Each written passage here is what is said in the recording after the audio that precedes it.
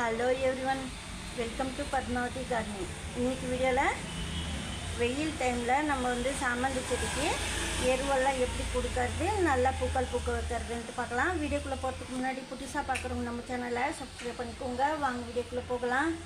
இப்போ இந்த சாமந்தி செடி பாருங்கள், ஏற்கனவே நம்ம வந்து சந்தன கலர் சாமந்தி பதியம் பண்ணியிருந்தோம். அந்த செடி தான் இது. அதாவது ப்ரௌன் கலர் மாதிரி ஒரு சந்தன கலர் ஒயிட்டு அந்த மாதிரி பூ இது வந்து எல்லோ கலரு ப்ரௌன் கலர் எல்லாமே இருக்குது. பதியம் பண்ணியிருக்கேன். சின்ன சின்ன செடிங்க தான் இப்போ தான் வளருது. இதெல்லாம் வந்து நான் கொக்கோ பீட்டில் தான் நட்டிருக்கேன்.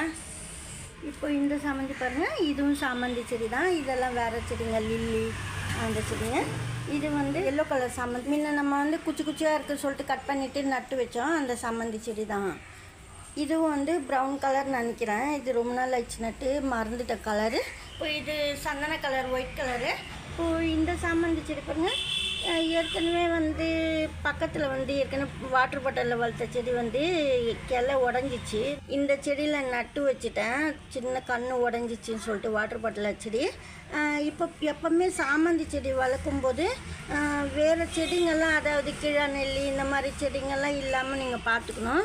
சீக்கிரமாக வளருது இந்த பிளான்ஸ் எல்லாம். நம்ம பார்த்து சின்ன குட்டி குட்டி செடியிலேயே நம்ம எடுத்துடணும். அப்போ தான் ரொம்ப நல்லது. ஏன்னா நம்ம போடுற எருவெல்லாம் சாமந்தி செடிக்கு ஏற்றுக்காது. அதுக்காக நான் சொல்கிறேன்.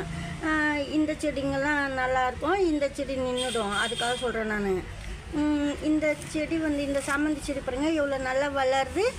ரொம்ப இந்த லீஃபெல்லாம் கூட ரொம்ப ஸ்ட்ராங்காக இருக்கும். எப்படி அந்த அளவுக்கு ஸ்ட்ராங்காக இருக்குது, நல்லா வளருதுன்னா, நான் வந்து இது ட்ரை லீஃப் வந்து தண்ணியில் ஊற வச்சு அந்த தண்ணி ஊற்றினோடனே ரொம்ப பக்கத்தில் அந்த மொட்டு பக்கத்துலலாம் இந்த லீஃப்லாம் வந்து பாருங்க, அப்படியே ரொம்ப டைட்டாகிடுச்சு. நல்லா ஸ்ட்ராங் ஆகிடுச்சு இலை. ஏன்னா அந்தளவுக்கு கொஞ்சம் நல்லா ஸ்ட்ராங்காக இருந்தால் தான். ரொம்ப மெத்துன்னு இருந்ததுன்னா சரியாக வராது செடி, சில டைமில் காஞ்சிடும். அதுக்காக கொஞ்சம் நான் வந்து ட்ரை லீஃப் வந்து தண்ணியில் ஊற வச்சு ஊற்றினேன். இப்போ நல்லாயிருக்கு. இந்த செடியிலையும் கொஞ்சோண்டு கிளை உடஞ்சிட்டு இருந்தது. அந்த கிளை வந்து நான் இன்னொரு செடியில் நட்டு வச்சுருக்கிறேன். அதுவும் நம்ம அப்புறமா தனியாக பிரித்து எடுக்கணும். பாருங்கள், மொட்டு எவ்வளோ பெருசாக இருக்குது. நம்ம பூ பூத்த உடனே தான் பார்க்கணும். நிறைய செடி வைக்கிறதுனால இது வந்து ஒயிட்டுன்னு நினைக்கிறேன், எந்த கலருன்னு தெரியல. சில டைமில் நம்ம மாற்றுவோம் செடியெல்லாம், அதில் மறந்து போகுது. இப்போ வந்து இந்த செடிக்கு வந்து ட்ரை லீஃப் போட்டிருக்கேன்.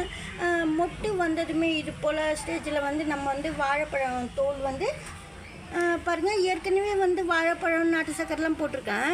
அது போல் கூட செஞ்சுட்டு செடி கொடுக்கலாம். அதாவது ஒரு வாழைப்பழம் எடுத்துக்கோங்க, ஒரு 2 ஸ்பூன் வெல்லம் போட்டு கலந்து நல்லா ஃபர்மெண்ட் ஆகணும் 3 days.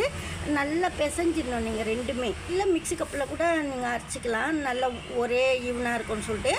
அது வந்து 3 days வச்சுருந்த போதும் நீங்கள் கொஞ்சமாக எடுத்து தண்ணியில் கலந்து பிளான்ட்டு ஊற்றலாம். அதாவது வாழைப்பழமும் நாட்டு சக்கரை கலந்து மிக்ஸி கப்பில் அரைச்சிட்டு தண்ணியில் கலந்து ஊற்றும்போது அந்த வாழைப்பழத்தோடு அந்த மாதிரி திப்பியாக வரும். அந்த மாதிரி சேர் மாதிரி இல்லாமல் நீங்கள் நல்லா ஃபில்டர் பண்ணிவிட்டு தான் பிளான்ட்டுக்கு ஊற்றணும். மொட்டு வச்சதுக்கப்புறமா ஊற்றும்போது மொட்டெல்லாம் விரியும். அதுக்காக சொல்கிறேன் நான்.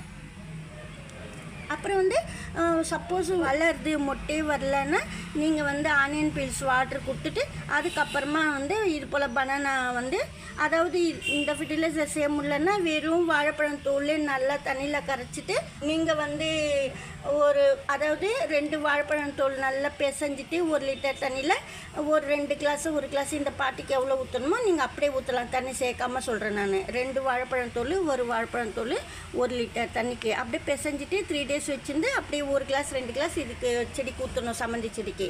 அப்போவும் மொட்டு வைக்காத செடி மொட்டு வைக்கும். ஏன்னா ஃபஸ்ட்டு வந்து ஆனியன் பீல்ஸ் தண்ணி ஊற்றிடணும், அதுக்கப்புறம் தான் இந்த மாதிரி வந்து வாழைப்பழத்தோல் தண்ணி ஊற்றணும். நான் ஏற்கனவே இதில் வந்து கம்போஸ்ட் போட்டிருக்கேன், வெஜிடபிள் கம்போஸ்ட்டு.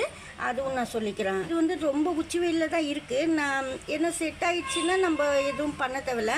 கொஞ்சம் தாங்கலை செடியெல்லாம்னா நம்ம கொண்டு வந்து நிழல வைக்கணும். அது போல் செடிங்களும் இங்கே இருக்குது. அதாவது ப்ரௌன் கலர்லாம் இருக்குது பாருங்கள், அதெல்லாம் வந்து ரொம்ப வந்து சாஃப்டாக இருக்கும். இலெல்லாம் வெயில் வந்து ஏற்றுக்காது. இந்த செடியெல்லாம் வெயில் ஏற்றுக்குது. இப்போது கிரிசாந்திமம் பிளான்ட்டுக்கு வந்து இப்போ நான் சொன்ன ஃபெர்டிலைசர்லாம் நீங்கள் ரெடி பண்ணி கொடுத்தீங்கன்னா சூப்பராக பூக்கள் பூக்கும். வெயில் டைமில் கூட நீங்கள் இதெல்லாம் நான் சொன்னதெல்லாம் செய்யலாம். ஒவ்வொரு பிளான்ட்டுக்கு ஒவ்வொரு இடம் பார்த்து நீங்கள் வச்சுக்கணும், அப்போ தான் நல்லது. ஏன்னா ஒரு சில செடி வந்து சாஃப்டாக இருக்கும் இலெல்லாம், தாங்காது. அதுக்கு தான் சொல்கிறேன். ஆனால் எல்லோ கலர் நாட்டு சாமந்தி வந்து அது வெயிலில் வைக்கலாம் நீங்கள். அப்படி இந்த வீடியோவில் தான் பிடிச்சிருந்தா லைக் பண்ணுங்கள். நன்றி. தேங்க்யூ.